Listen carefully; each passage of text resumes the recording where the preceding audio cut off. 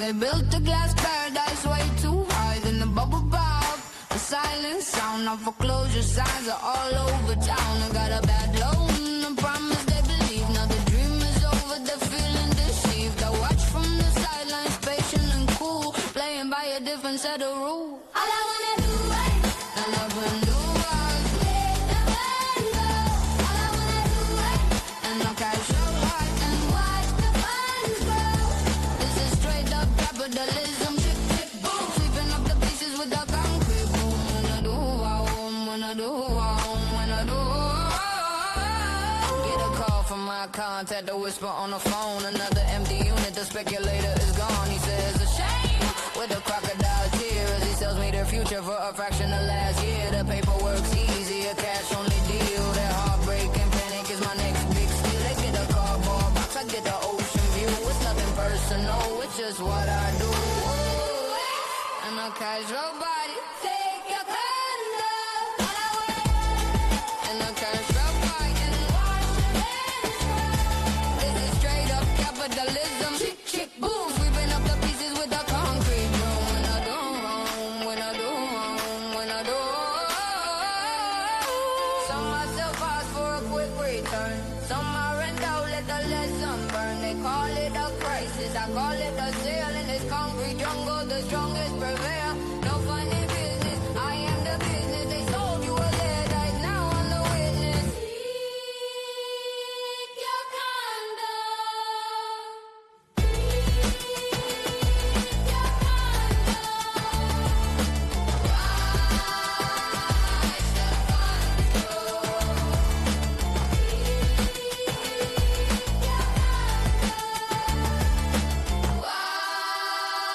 Watch the funds grow.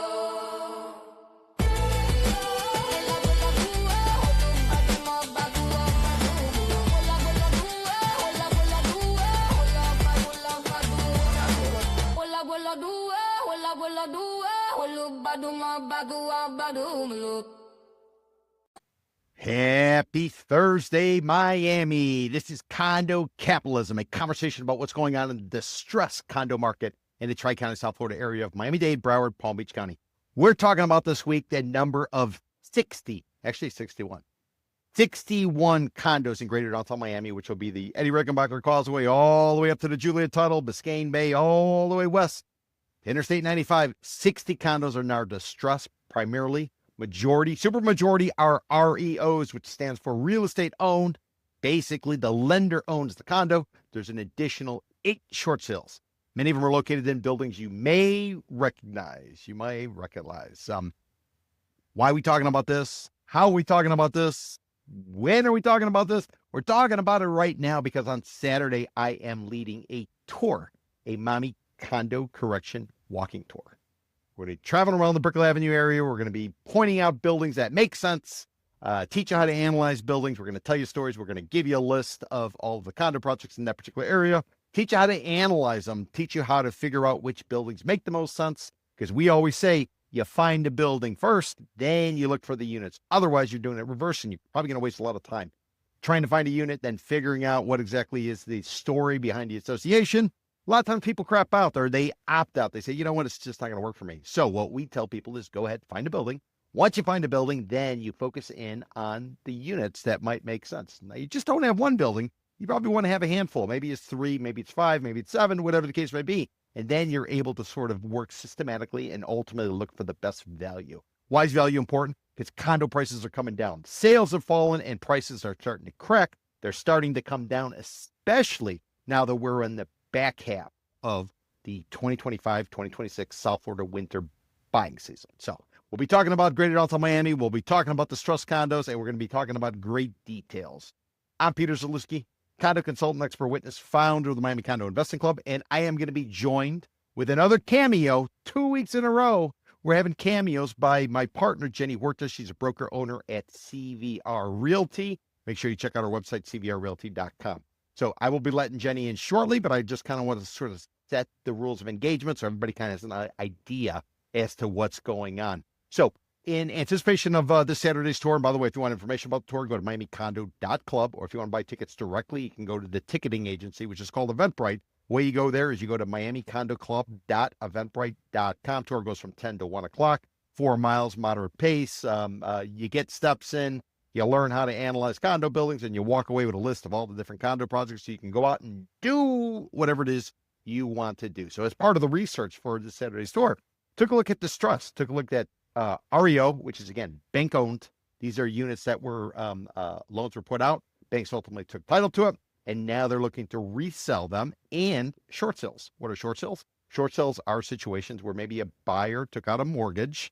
That buyer's now trying to sell, and unfortunately, all the prices coming in are below what the mortgage amount is. And therefore, the buyer, if they can find a prospective, or the owner, I should say, can find a prospective buyer, the two of them go together, led by the owner and the borrower, and go to the bank and see if the bank will agree to do a short sale.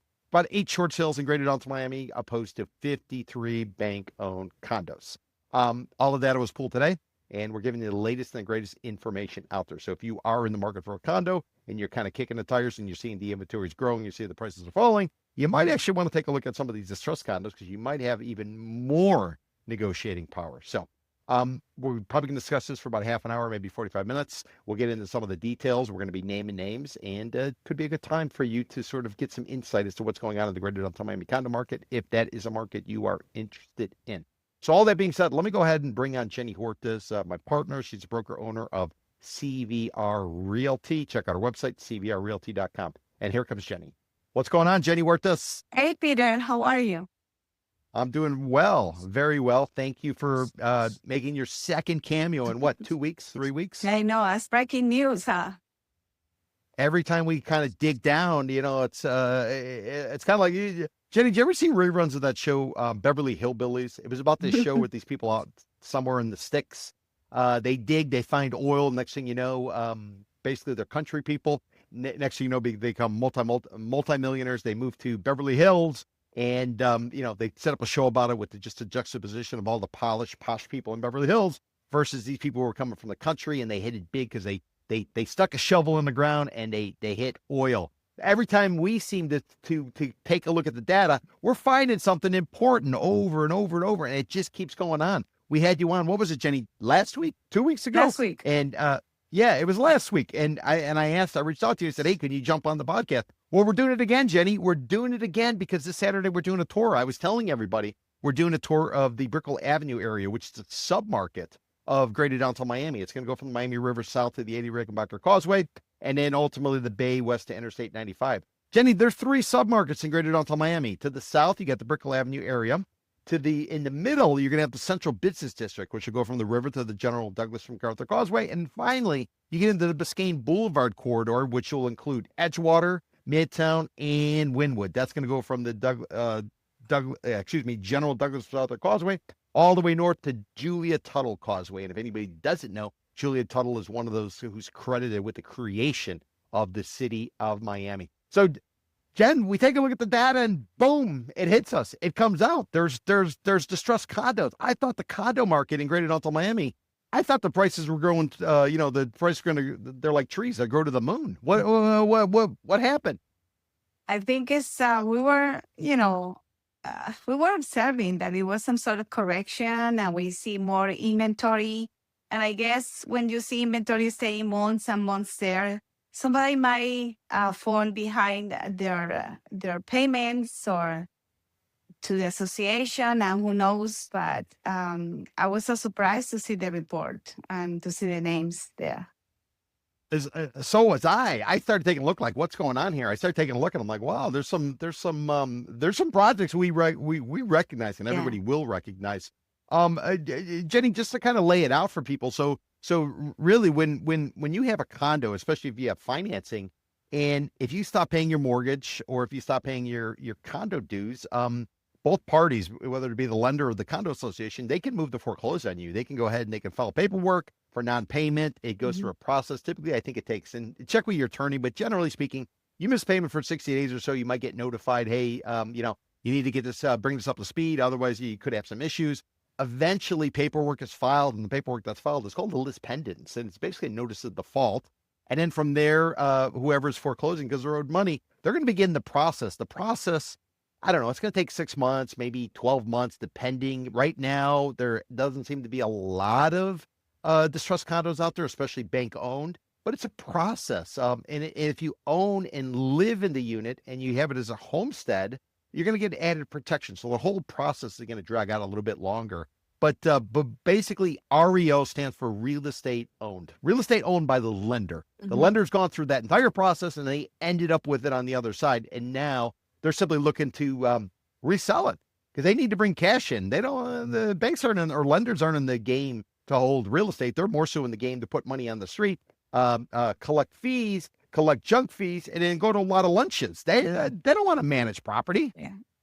Yeah, I mean, I'm so surprised that I didn't see many short sales before it goes to REOs because normally the bank can, short sell it and then it will be shorter process, will be less expensive for the bank as well. So that's why I'm surprised to see that. Yeah. Well, one of the things I keep hearing is the lenders think that, maybe the lenders are drinking the Kool-Aid. Maybe they are going off all the pricing that's coming out by the sell side industry. We're just talking about how, everything is great. And we have Mark Zuckerberg buying a house here. We have Larry Page from Google, and we have Ken Griffin, the billionaire from Citadel. Maybe they're all sucking down the Kool-Aid and they think that's the way the whole market's going because those are the stories making the headlines. The stories not making the headlines are the people who are feeling the pressure, the owners who suddenly, because of the Surfside condo collapse back in June of 2021 and legislation went into place, now all of these condos have had to go through studies, whether it be a structural integrity reserve study, which is done at year 10 and will be done every 10 years, or a milestone inspection, which comes at year 30. Any inspection, Jenny, ultimately, the end result is there is going to be defects identified, or shelf life of certain products or components of a building. It's going to be identified by a licensed architect, licensed engineer. Then they're going to lay out a roadmap as to what it's going to cost to fix, how quickly you need to fix it. And then the association has to basically collect the money from in the form of reserves from individual unit owners, or they got to take out a loan. The problem with a loan is the interest rate is probably 9-10%.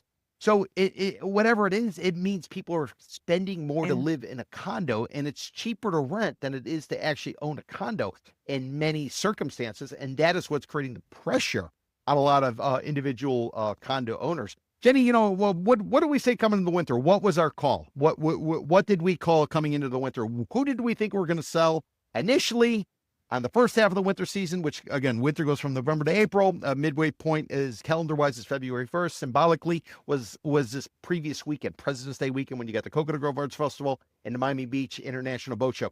Jenny, who did we say was going to sell it first? And then who do we expect is going to be selling now? Probably discounting prices right now this week. Yeah, whoever jump out of the ship first is able to sell. Whoever lower the price to a level that is not a level that is comfortable for them, but they know that if they don't do it and if someone does it in the building, they're going to be in a worse position. Whoever is holding on their price, then they're going to stay there for a longer time. It's going to cost them more. And it's all over again, the same situation that we have, in the last time around 2007, 2008. Yeah. No, it is interesting. It is interesting. And, one of the things we find in looking at all the data is that these price points are very high. These price points are so high that there's no way if you are an owner and you're saying, you know what, I'm a little bit jammed up. Maybe I lost my job. Maybe they had a lifestyle change.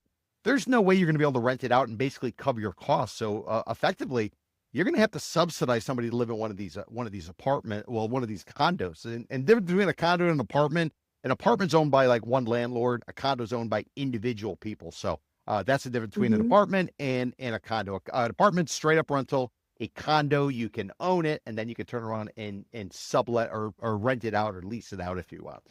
Yeah, if you are behind your payments and the rental doesn't cover your expenses, then you're going to default eventually. I'm surprised to see some of newer condos in the list that suppress a little bit more. But people circumstances change, and if they thought they were going to buy something and flip it, which is what they sell you when you go to pre-construction, they almost assure you that your condo is going to be more expensive when you close, and that's not the case. That's when the people may default. Yeah, yeah. And Jenny, that's a great point. I mean, anybody who's not aware, in order to build one of these condos, it's probably a 5 to 7 year process. Developer finds the dirt. They talk with the city to figure out what they can build. They get the approval from the city in order to build it. They then hire a bunch of pretty people. They get catering, a bunch of booze. They build out $1 million sales office. They start peddling these condos. Once they hit a certain level, they're able to kind of go forward. They raise the prices along the way. And at some point, they're either hoping to use their own cash to get the construction started, or they're going to get financing from a lender in order to allow the construction to get going. Now, once the construction gets going, Jenny, that's 3 years. So you got 3 years to build it. You probably got 18 months to sell it. And before that, you got another, 12 months to 18 months just to get the approval from the time you bought the dirt to going through the whole process, the permitting. So, we're talking 6 years, 5 years, 7 years. So here we are sitting here at the, the second half, the back half of this winter buying season. Winter buying season is important because everybody's coming to town. They come to town for the events. They come to town to go on a cruise. They come to town for vacation. They fall in love with it. They love the weather and say, you know what, let me buy a second home. Maybe I'll retire here. Maybe I'll buy an investment. So they start shopping. And you know what happens, Jenny? Many times they end up closing in the second quarter or third quarter, which ultimately is what we define as a summer buying season, which will be from May through October, because it takes time for due diligence, takes time for funding, takes time for all this type of stuff. So to kind of see this playing out at this moment of time as inventory is building, prices are falling, sales have fallen already. Is this just another milestone or a mile marker on the path towards a unraveling of pricing? Because for the longest time nobody said you didn't see any distress, you didn't see these REOs, you did not see these short